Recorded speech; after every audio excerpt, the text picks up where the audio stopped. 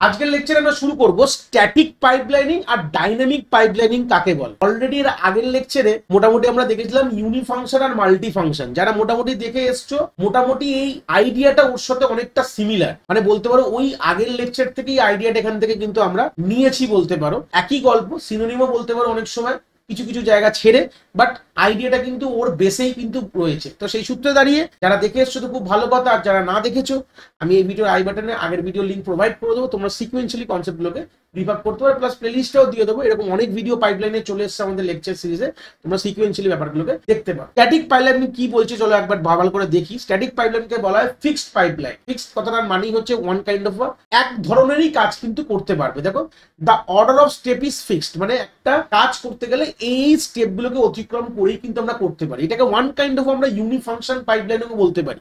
এর একটা নাম এই জন্য বললাম, এর আগের লেকচারে কিন্তু এটা আমরা অলরেডি কথা বলেছি এটা নিয়ে। তো সেই সূত্রে আমি একটা আইডিয়া এখান থেকে ফের ক্লিয়ার করে দিলাম, যেগুলো একই ধরনের কাজ হয়, ফিক্সড লেভেলে কাজ হয়, তখন তাকে কিন্তু স্ট্যাটিক পাইপলাইনিং বলেও আমরা কিন্তু বুঝি। The processor follow the same path for every instruction execution বলতে পারো। একটা প্রসেসর সে কিন্তু একই ধরনের পাথ ফলো করে প্রত্যেকটি ইনস্ট্রাকশনকে এক্সিকিউট করার জন্য।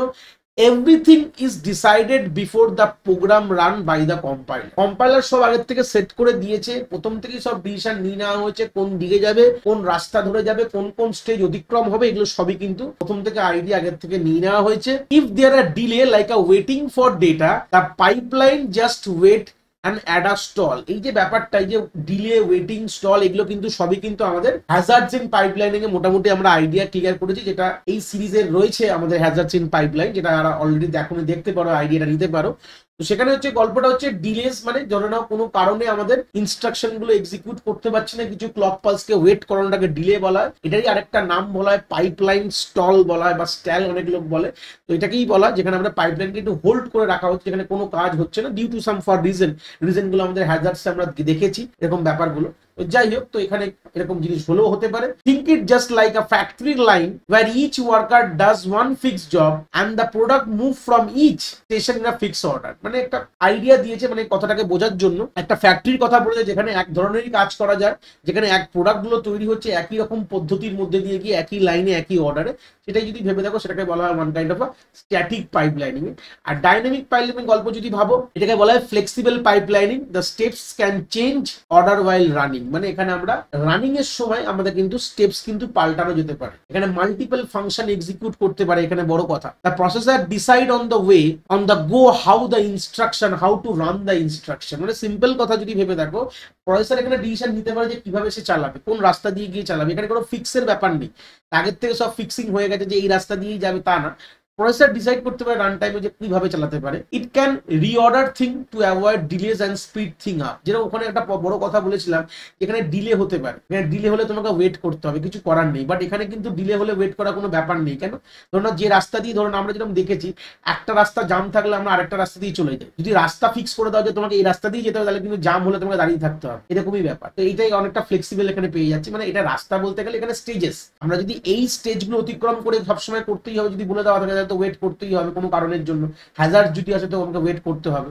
বাট আমাকে যদি ফ্লেক্সিবল থাকে যে না, আমরা দু তিনটে রাস্তা আছে বা দু তিনটে স্টেজ ভাবে অতিক্রম করা যায়, যদি কানেকশন এরকম ভাবে বিল্ড আপ থাকে, যেরকম আগের লেকচারে দেখে দিলাম মাল্টি কানেকশন ওখানে রয়েছে, এক একটা স্টেজের সঙ্গে feed forward connection, feed backward কানেকশনও ছিল, মানে পেছন দিয়েও কানেকশন রয়েছে, আমাদের এরকম জাম্বেলড আপ কানেকশন রয়েছে, সেখান থেকে আমরা অনেকটা ইজিলি করতে পারি।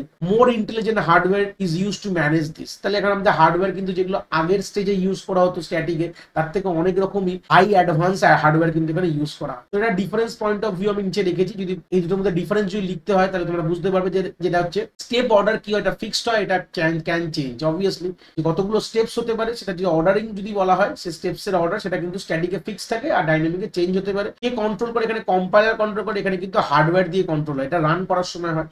ফ্লেক্সিবিলিটি একদমই কম, এখানে কিন্তু অনেকটা বেশি পাবে। স্পিড কিন্তু এখানে গুড, বাট এখানে স্ট্যাল কিন্তু থাকবে, যেটা বলে পাইপলাইনিং স্টল বা স্ট্যাল বলা হয় তোমাদের ভাষায়। তো সেই সূত্রে দাঁড়িয়ে এখানে যদি কোনো প্রবলেম হয়, হ্যাজার্ড যদি আসে, তাহলে সেখানে কিন্তু ডিলে অ্যাড করা হবে, মানে পাইপলাইনকে ওয়েট করতে হবে, একটু certain amount of time wait করতে হয়, এটাকে স্ট্যাল বলা হয় পাইপলাইনে। কিন্তু এখানে কিন্তু কোনো রকম ব্যাপার নেই, এখানে কিন্তু অনেক ফাস্টার, এখানে ডিলে এরকম থাকে না, কেন কি এখানে আমরা মাল্টিপল পাথ পেয়ে যাচ্ছি, যে কোনো পাথ দিয়ে আমরা গিয়ে কাছ থেকে বার করে দেবো। হার্ডওয়্যার কস্ট যদি বলি এটা সিম্পলিয়ার, এটা কিন্তু মোর কমপ্লেক্স বলতে পারো। কস্ট অনেকটা কম বলছে চারদিকে, যেহেতু ফিক্সড অ্যামাউন্ট অফ স্টেজেস রয়েছে, তাই জন্য এখানে কিন্তু এটা সিম্পল হয়ে যায়। আর এখানে কি হার্ডওয়্যার কস্ট মানে মেকিং কস্ট অনেকটা বেশি হয়ে যায়, এটা কমপ্লেক্স বলতে পারো সব দিক থেকে দাঁড়িয়ে। এটা মোটামুটি একটা আইডিয়া দিয়ে দিলাম, যেখানে আমরা স্ট্যাটিক এবং ডাইনামিক পাইপলাইনিং এর ব্যাপারে কথা বললাম। দু রকম পাইপলাইনিং, দু রকম ভাবে আমরা ডিজাইন করি, এটা অনেক সময় টার্মস দিয়ে দেয় পরীক্ষায় লেখার জন্য। তো সেই সূত্রে তোমরা মোটামুটি এটা গো থ্রু করলে মোটামুটি এরকম যদি 2-4 নম্বরের প্রশ্ন আসে তোমরা কিন্তু এটাকে লিখে আসতে পারবে। তো এই ছিল আইডিয়াটা, আশা করি তোমরা কনসেপ্টটা কিন্তু খুব ভালো করে